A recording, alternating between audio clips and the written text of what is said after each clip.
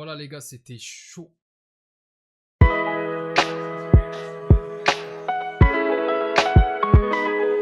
Salut Madrilène, salut Merengue, salut mes galactiques, j'espère que vous allez tous très bien.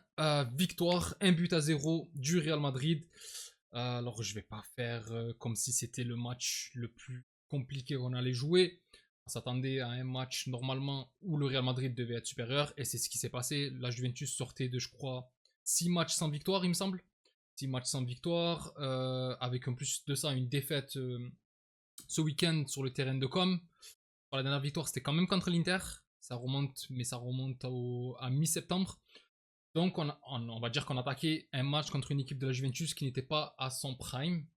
Néanmoins, après ce que j'avais vu durant la Coupe du Monde des clubs et durant ce que historiquement il se passe dans les chocs entre le Real Madrid et la Juventus, je ne m'attendais pas à un match facile.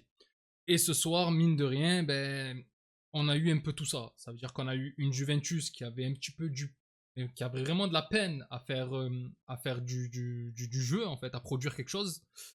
Alors que nous, de notre côté, on avait la position de balle.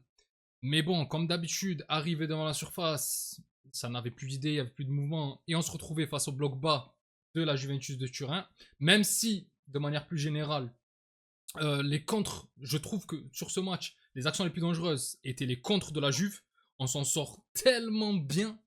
Parce que le but, là, c'est franchement, c'est sorti d'un exploit individuel de Vinicius, où il arrive à s'extirper dans la surface en passant à travers je sais pas combien de défenseurs.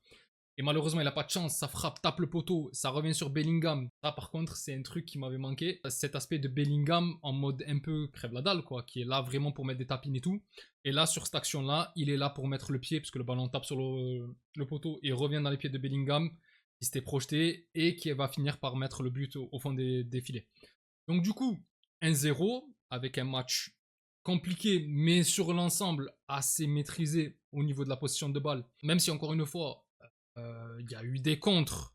Genre, le contre de Vlahovic, honnêtement, les gars, on peut se dire que c'est un match où, heureusement, que le Thibaut Courtois était à son prime, parce que les arrêts qu'il fait Thibaut Courtois, notamment l'arrêt qu'il fait sur Vlahovic qui part tout seul, où il est au duel avec Militao, où il arrive à le dégager, il fallait le faire, c'était hyper important. Et là, pour le coup, il gère parfaitement, il ouvre, il monte, parce qu'il a de l'envergure quand même, Thibaut Courtois.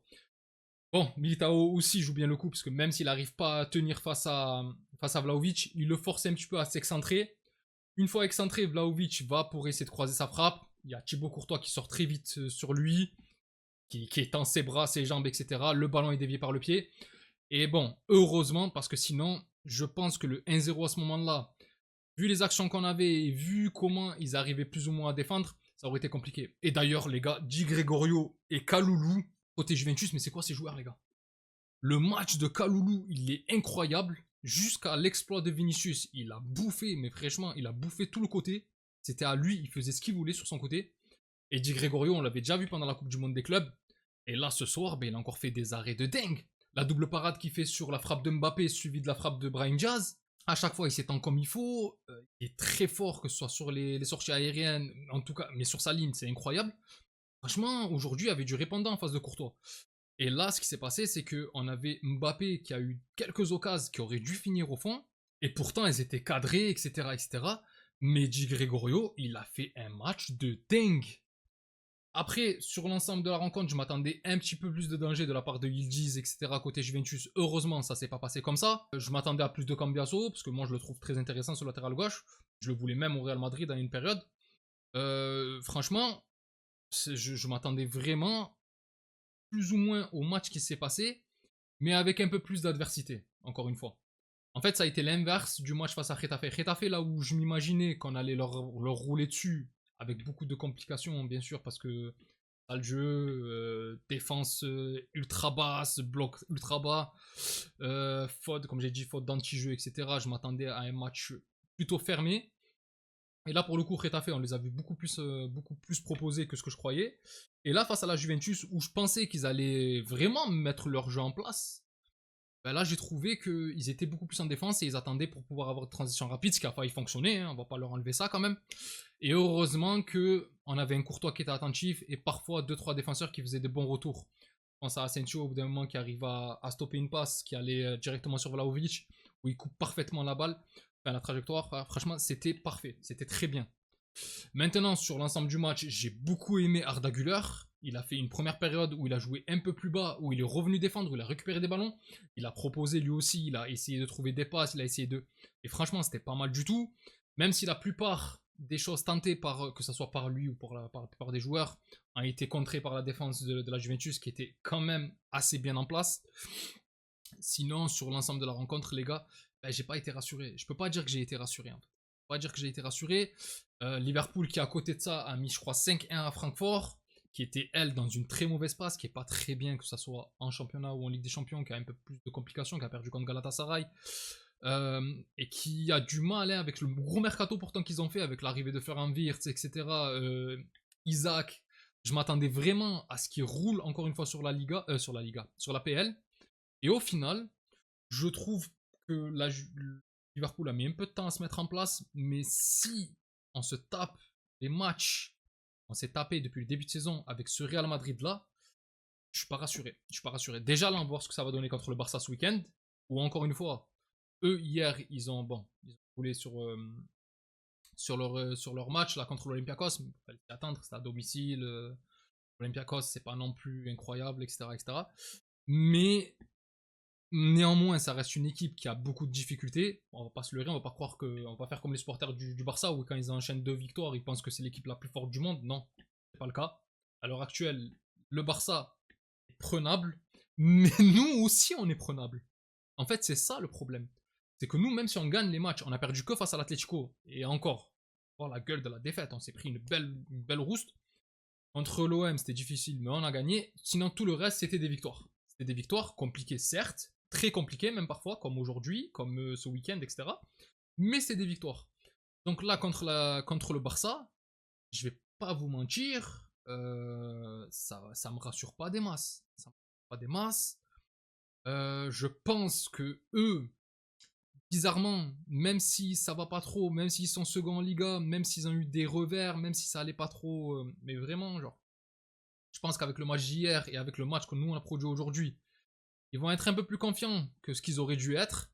Et moi, ça m'énerve un peu, mais bon, c'est comme ça. Et puis voilà. Voilà. Enfin bref.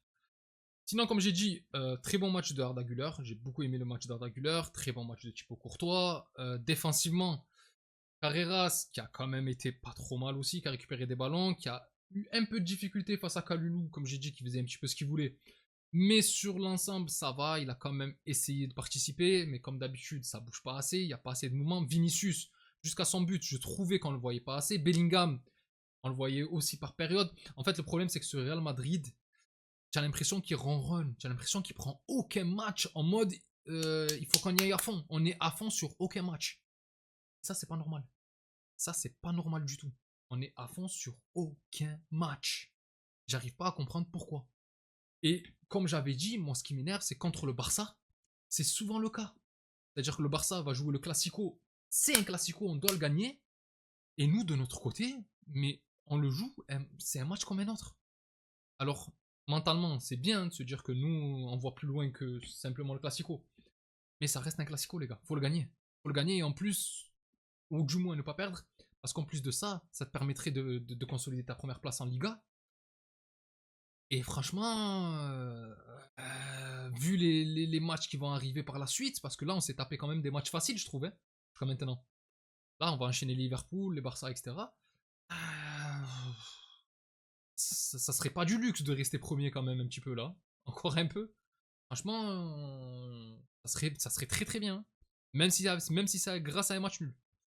Enfin bref, sinon pour revenir sur le match de ce soir, victoire, c'était le plus important, il fallait le faire, on a gagné, on a pris les 3 points, c'était à domicile, il faut perdre aucun match à domicile. On est 5ème ce soir au classement, avec un PSG et un Bayern qui sont premier et deuxième ex aequo, il me semble. Premier ex aequo, mais avec le même goal average, plus 10. Nous, on est 5ème avec le plus 7. Il y a d'autres équipes devant nous. Mais bon, c'est bien. 3 matchs, 3 victoires en Ligue des Champions, c'est ce qu'il fallait, c'est ce qu'on a fait. On va pas se prendre la tête, on va pas chipoter plus que ça. Encore une fois, on n'a qu'une seule défaite, c'est contre l'Atlético. Elle fait mal, mais ça reste une seule défaite. Il faudra leur remettre la rouste au retour, c'est tout les gars. C'est comme ça que ça se passe. Sinon, pour les remplaçants, j'ai bien aimé l'entrée de Kamavinga. j'ai bien aimé aussi, même si c'était pas ouf, j'ai bien aimé le match de Brahim Diaz, qui s'est quand même dépensé. Alors, c'était plus sans le ballon qu'avec le ballon, malheureusement, mais en tout cas, il proposait pas mal. Je vous ai dit, pour moi, le meilleur, ça a été Arda Güler, je continue à le penser. Chouameni, qui a été aussi assez bon, même si de temps en temps, sur les contres, c'était un petit peu compliqué, mais bon, c'est difficile de se replacer sur un contre quand tu as la position de balle pendant 5 minutes, où tout le monde est devant la ligne médiane. Quand ça part dans ton dos, c'est extrêmement compliqué à défendre. Et pour le coup, je trouve qu'ils ont assez bien géré. Je répète, mais le retour de Militao avec sa vitesse, ah, ça fait un bien fou. Par contre, comme d'habitude, toujours des problèmes au niveau des coups de pied arrêtés. On a vu que Chouameni et Militao savaient jouer de la tête. Mais je suis désolé, c'est les seuls. On n'a pas Huysen, on n'a pas Rudiger. Nos attaquants sont nuls au niveau aérien. D'ailleurs, je commence vraiment à me dire, mais c'est pas possible que Mbappé, avec l'expérience qu'il a, avec le niveau qu'il a, avec le talent qu'il a, et en ayant commencé aussi jeune à être professionnel, depuis Monaco, n'a pas évolué au niveau du jeu aérien. Benzema, on a bien vu son évolution, on a vu comment il est devenu incroyable au niveau de la tête. Normalement, Mbappé, pour être un joueur assez complet, en plus il n'est pas petit de taille, normalement, il ne devrait pas avoir peur des duels aériens comme ça. Il joue aucun ballon de la tête. Même quand Thibaut Courtois essaie de le trouver où le ballon retombe sur lui en piqué, il se décale pour attendre que le ballon rebondisse avant de le jouer. Non, non, il a peur des ballons aériens, on a l'impression. Et c'est pas normal. Non, c'est pas normal. Alors oui, la dernière fois qu'il a voulu mettre la tête, il s'est explosé le nez, d'accord. Mais quand même, quand tu es Kylian Mbappé, tu dois être bien meilleur. Bon, sinon, j'ai parlé de Mbappé, oui, mais sinon, j'ai bien aimé aussi le match assez solide de Valverde sur le côté. Comme je vous ai dit, la défense Militao Asensio, rien à dire, hein, c'était très bien. Chouameni, très bien. Güler, très bien, même le meilleur. Bellingham, par intermittence, malheureusement, mais en tout cas, ça fait du bien d'avoir un joueur qui a autant d'activité quand il n'y a pas Valverde dans le cœur du jeu. Au moins, tu as Bellingham qui fait plus ou moins les mêmes efforts, il bouge pas mal. Euh... Après, les gars, Vinicius par intermittence, Brahim Diaz, lui aussi par intermittence, très bon, j'ai dit très bon dans l'envie, etc. Mais c'est. Dans le jeu, malheureusement, j'attendais un peu plus de lui. Les entrants, que ce soit Mastantuono ou quoi, ça n'a pas changé grand chose. Hein. Le match était déjà assez compliqué, on était un petit peu replié. La Juventus était assez dur, le bloc de la Juventus était assez dur on va dire, à contourner. Et Mbappé, encore une fois, ben, qui a failli être buteur, qui aurait pu être buteur, qui a eu des actions intéressantes, qui fait une magnifique, au bout d'un moment, qui fait une magnifique talonnade pour Bellingham, qui va envoyer une frappe qui va être très dangereuse, malheureusement, qui finira pas au bout. Mais en tout cas, ça va, on voit qu'il a en jambe, qu'il arrive à participer au jeu. Lui aussi, qui est beaucoup redescendu aujourd'hui. Contrairement aux joueurs, par contre, les joueurs de la Juve, les attaquants, je pense qu'ils disent, etc., c'est pas un match dont ils veulent se souvenir. Alors oui, ils ont eu des contres, mais ils n'ont pas eu beaucoup de ballons. Je pense que 90 minutes quand tu joues comme ça, c'est très très très très long. Alors que nous, de notre côté, quand il y a la position de balle, c'est beaucoup plus facile, même si, comme j'avais dit, ça ronronne un peu trop. Enfin bref, les gars, je vais pas continuer, hein, je vais faire que me répéter. Sinon, victoire du Real Madrid, 1-0, il fallait gagner, on a gagné. But de Bellingham sur un tap-in après un magnifique boulot de Vinicius. Ça, c'est très beau. Maintenant, on va se tourner vers le match de ce week-end face à Barcelone. Et j'espère vraiment que même si ça sera dans la difficulté, on arrivera à gagner. Enfin bref, mes Galactiques, c'est tout pour moi concernant ces débriefs. Dites-moi ce que vous en avez pensé dans les commentaires. Si la vidéo vous a plu, n'hésitez pas à liker et à vous abonner. C'est un soutien très important pour la chaîne et je remercie toutes les personnes qui prennent le temps de le faire. Vous êtes les meilleurs. Pour les autres, on se retrouve dès ce week-end pour la rencontre face à Barcelone en live. D'ailleurs, merci beaucoup à tous ceux qui étaient là sur le live et merci pour les pouces bleus. D'ici là, je vous souhaite une excellente journée ou soirée selon l'heure à laquelle vous regardez cette vidéo. Prenez tout soin de vous et encore et toujours, hasta le final. Vamos Real. Salut!